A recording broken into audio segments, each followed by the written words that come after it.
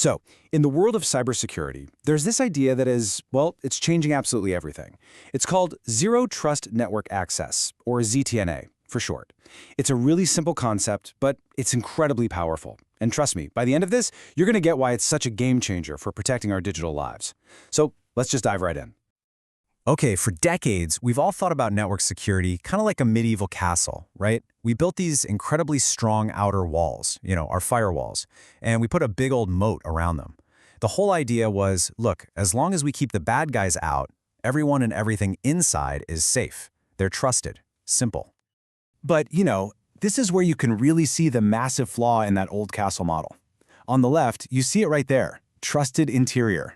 The second an attacker gets past that one big wall, maybe through a clever phishing email or a stolen password, that's it. They have free rein inside. They can just move around wherever they want, get to all the sensitive data, and cause a ton of damage.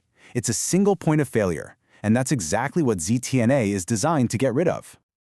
And this is where Zero Trust comes into the picture. Now, it's not just some new product you can buy off a shelf. No, it's a fundamental, complete shift in how we think about security. It literally flips that old model on its head by starting with a totally different assumption. The entire Zero Trust philosophy can really be boiled down to this one powerful phrase: never trust, always verify. So instead of assuming everyone inside the walls is safe, you trust no one, not automatically anyway. Every single request to access anything has to be proven, has to be authenticated every single time. And that philosophy is what gives us ZTNA. It's a whole system built on this idea that nobody, and I mean nobody, gets a free pass just because they're inside the network. I don't care if you're the CEO in the head office or an employee logging in from a coffee shop. You have to prove you are who you say you are and that your device is secure every single time you try to access anything. So how does this actually work in practice? What does it look like?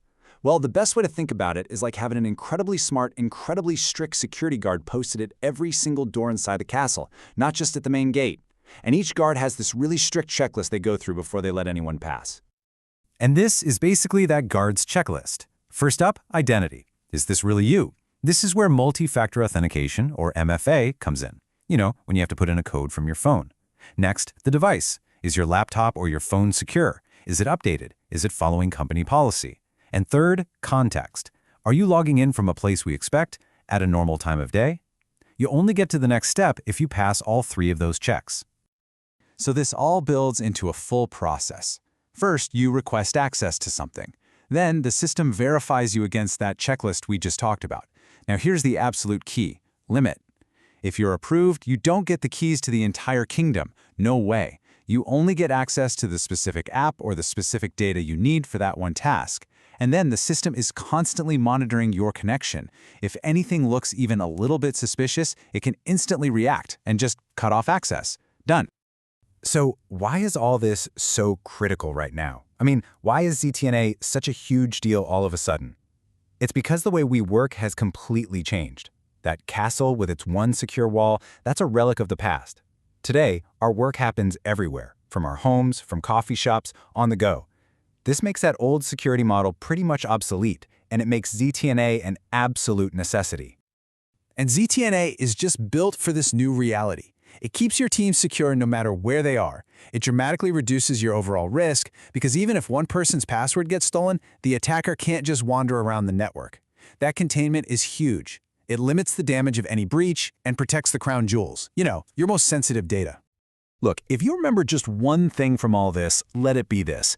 In a zero-trust world, trust is never, ever a given. It's not automatic, it has to be earned, and then it has to be re-earned, over and over, with every single click and every single request. And that really just leaves us with a final thought to chew on. The castle walls have crumbled. The world is our office now. So, the real question isn't if we need a new security model, it's how quickly we can adapt. Because in this new landscape we're all living in, zero trust isn't just a good idea, it's essential.